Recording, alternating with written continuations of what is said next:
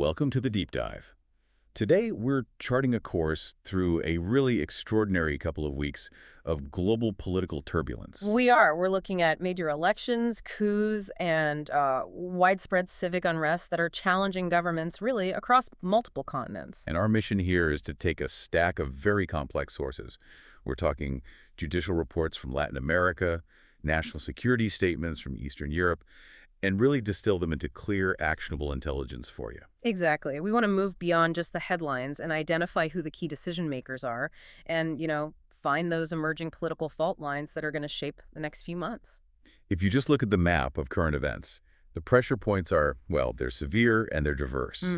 We're tracking a former president's preemptive arrest in Brazil, opposition leaders facing sedition charges in Georgia, and, this is striking, a former prime minister sentenced to death in absentia in Bangladesh. The contested nature of state power right now is perhaps the single most important global trend we're seeing. And to sort of set the stage for all this instability, think about this little nugget we found. During the recent political upheaval in Madagascar, the interim leadership announced a discovery. Oh. A rare 300-kilogram emerald. And it wasn't found in a mine. It was reportedly found within the confines of the presidential palace. Wow.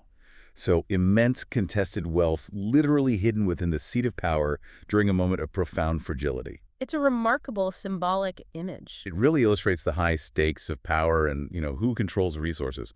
Before we begin our analysis, though, a quick message. Right. This deep dive into global intelligence is brought to you by ProWave AI and is generated by Stylo News, the AI-powered news application that ensures your briefing is immediate, thorough, and unbiased. Okay, so where do we begin? Let's start with what is arguably the most dramatic event in recent memory when it comes to executive accountability. The rule of law being tested at the highest level. Exactly. We're talking, of course, about Brazil and the preemptive arrest of former President Jair Bolsonaro on November 22nd. And this is a huge deal, judicially speaking. Bolsonaro was already convicted and sentenced to 27 years for orchestrating that coup attempt after his 2022 election loss. Right, which all culminated in those violent assaults on national institutions back in January of 2023. Correct. But what made this moment so critical was the fact he hadn't actually started his sentence yet. So why the preemptive arrest now? Just days before it was supposed to begin. Was it just procedural, or was there some kind of judicial urgency here? Oh, it was absolutely urgency. And it was driven by one critical decision maker, Supreme Court Justice Alexandre de Moraes. Domrace, he's been the central judicial figure fighting election interference for a while now. He has. And he ordered the arrest for two main reasons. First, he cited reports that Bolsonaro was trying to tamper with his electronic ankle monitor. Okay, that's serious. And second, he alleged that a planned public prayer vigil organized by his son was really just a thinly veiled cover for an escape attempt. So the judiciary saw him as an active flight risk. They were determined to enforce that sentence no matter what. Precisely. Now, Bolsonaro's legal team, they vehemently denied the tampering. They called the arrest premature and perplexing. Arguing it was political. Arguing the justice system was being weaponized, yes. But the real insight here is the speed and severity with which a sitting court can move against a former head of state. That's a profound global shift in accountability standards. And this whole issue of political prosecution, it's spreading, isn't it? It's now triggering diplomatic tensions between Peru and Mexico. That tension is escalating fast. Peru has issued an international arrest warrant for its former prime minister, Betsy Chavez. She's facing a 25-year sentence tied to that 2022 coup attempt with former President Castillo, right? Yes, and the complication is that she's currently sheltering at the Mexican embassy in Lima, seeking asylum. This has happened before, hasn't it? I believe Peru already severed ties with Mexico over a similar asylum grant. It did. And that's the regional backdrop. For Mexico, granting asylum is, upholding a long tradition of political refuge. For Peru, it's seen as blatant interference in their judicial process. Pitting political closure against diplomatic doctrine. That's a great way to put it. Now, moving from the halls of diplomacy to the streets, Mexico City itself saw massive anti-government protests just recently. Right, in mid-November, driven by corruption and crime, leading to over 120 injuries. And the political dynamic there is fascinating. It is, because these protests were primarily led by Generation Z, highly mobilized, reacting to genuine public frustration. Yet the official response from President Sheinbaum was to accuse right-wing politicians and social media bots of manufacturing the unrest. A remarkable contradiction, isn't it, given that both Sheinbaum and President López Obrador built their political careers on massive public protest movements? It really raises a crucial question about dissent once you're in power. Exactly. Leaders who relied on protests are now quick to delegitimize them the moment they challenge the current regime. It's an inherent tension. Okay, so let's unpack this. If Latin America is defined by this severe enforcement of law against former leaders, let's shift focus to Eastern Europe and South Asia, where legal systems seem to be used for something else. For the consolidation of incumbent power. Right. And Georgia's a major example. Yes, the consolidation of power in Georgia is happening through very specific legal actions against the opposition. Criminal proceedings against former President Mikhail Saakashvili and 7 other opposition leaders. And the charges are staggering. Attempted violent overthrow of power, sabotage, and collaboration with foreign entities. Some sources even specifically allege links to Ukraine. And the ruling party, Georgian Dream, they're not stopping there. They seem to be dismantling the opposition's entire infrastructure. That's the strategic move. They're using the Constitutional Court to ban 3 major opposition parties outright. And how are they justifying this? Well, Prime Minister Irakli Kobakidze has publicly accused certain EU forces of supporting the opposition to cause unrest. He's framing these actions as essential for protecting Georgian sovereignty. So, reclassifying political opposition as a criminal conspiracy, a classic move. A classic. Yeah. This trend of extreme judicial action finds an even, well, more severe manifestation in South Asia. We have to discuss the case of former Prime Minister Sheikh Hasina in Bangladesh. This is a profound and, frankly, chilling development. Sheikh Hasina, who is in exile in India, was sentenced to death in absentia on November 17th. By the International Crimes Tribunal. For our listeners, what exactly is this body? Well, the tribunal was initially set up to prosecute atrocities from the 1971 war, but critics widely contend it has been politically repurposed over the years. And the charge was crimes against humanity. Specifically citing her role in directing the violent 2024 crackdown on student protests over employment quota policies. It resulted in a significant loss of life. And Hasina's defense, of course, denounced the whole thing as politically motivated. Entirely. And that's the essential context here. The sentence, while technically about human rights violations, is viewed by her allies and many observers as the extreme use of a judicial body to eliminate a long-term political threat. So her appeal process will be critical to watch. Absolutely. It will be a key indicator of Bangladesh's internal stability. Let's move west now, to the African continent, where instability persists. In Guinea-Bissau, a coup attempt was thwarted just weeks before a critical presidential election. Yes, and our sources on Bissau reveal this persistent structural fragility. Senior military officers, including a General Debana Nawalna, were detained for plotting against the president. President Embolo. Right. And the immediate response from military leadership was to condemn the plot and vow to maintain constitutional order. But the fact it happened right before an election tells you the military is still a very powerful, very volatile player. It is. Embolo has survived 2 previous coup attempts. So while this one was foiled, the fundamental division between political and military power remains unresolved. It casts a long shadow over the election. Okay, let's pivot to the most visible form of this global instability: mass protests.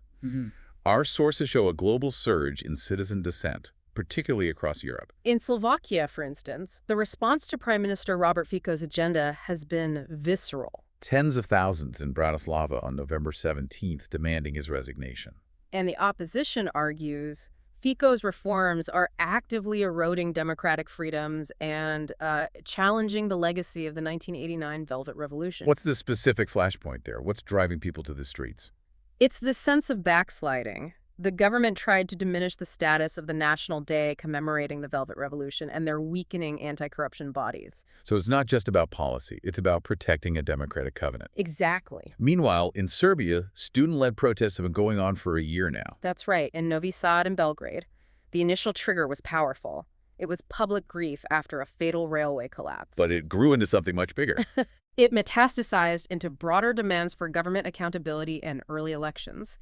The situation got very tense near Parliament, leading to arrests, including a former professional basketball player, surprisingly. Vladimir Itimak. That intersection of celebrity and civic unrest really amplifies these movements. It does. And then across the Baltics, in Latvia, You have a protest mobilized not by corruption, but by a debate over a treaty. The Istanbul Convention. Yes, a significant flashpoint.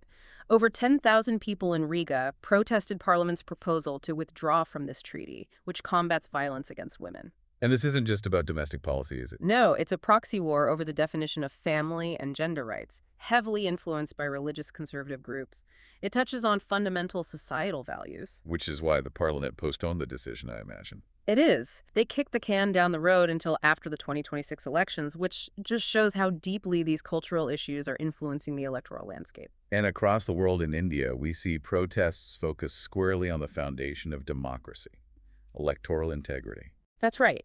Opposition parties in Mumbai staged powerful protests demanding an investigation into the 2024 assembly elections. And the allegation is a serious one. Very serious. They're accusing the ruling BJP of manipulating voter lists by adding about 9.6 million fake voters.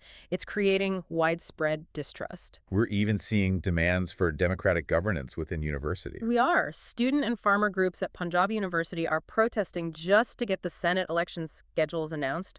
It underscores this theme. The struggle for representation is happening at all levels of society. So if we synthesize this wave of dissent, Mexico, Nepal, the Philippines, India, the common denominator seems to be the rise of Generation Z activism. This is the most strategically relevant global trend right now. In Manila, tens of thousands of Gen Z individuals protested corruption linked to flood control projects. And the pressure was so intense it forced the military to publicly reaffirm its loyalty to civilian leadership. Which is a rare, very high-level response to a civilian protest. So what's the key takeaway here? Are these new activists capable of producing lasting political change? Well, our analysis suggests they are extremely adept at rapid mobilization against corruption. They often bypass traditional politics because they're so disillusioned. But it raises a strategic question. While these movements are incredibly effective at tearing down existing structures, they historically struggle to establish stable, unified governance to replace what they oppose. Their biggest hurdle is building, not just burning. Critical development. That's So true. for our listeners, what are the, say, 4 most likely immediate developments they should be monitoring in the coming week? Okay, first, the judicial political showdown in Brazil. The Supreme Court panel is set to review Bolsonaro's preemptive arrest. That vote will confirm the enforcement of his sentence and will shape the conservative political faction's future. Right. Second, a test of fragile democracy in West Africa. Guinea-Bissau's presidential elections are proceeding in the immediate aftermath of that coup attempt. The stability and acceptance of the results will be the definitive test of whether constitutional order can hold. Third, concerning the political judicial processes in South Asia. We have to track the appeals process in Bangladesh for Sheikh Hasina's death sentence. This carries huge potential for international human rights advocacy and, more importantly, domestic political upheaval. And finally, the cultural fault line in Europe. The debate in Latvia over the Istanbul Convention will continue to draw intense EU scrutiny. It really demonstrates how social issues are becoming powerful political mobilizing tools ahead of their 2026 elections. Knowing where to look next is key. And this deep dive was really made possible by the engine that provides this level of intelligence. It was. Let's take a moment to explain how we synthesize such a high volume of complex global intelligence so quickly. This deep dive was generated by Stylo News. It's an AI-powered mobile and computer app built by veteran intelligence professionals, and it's designed for individuals like you to track global events instantly and without bias. Stylo is an OSINT AI engine.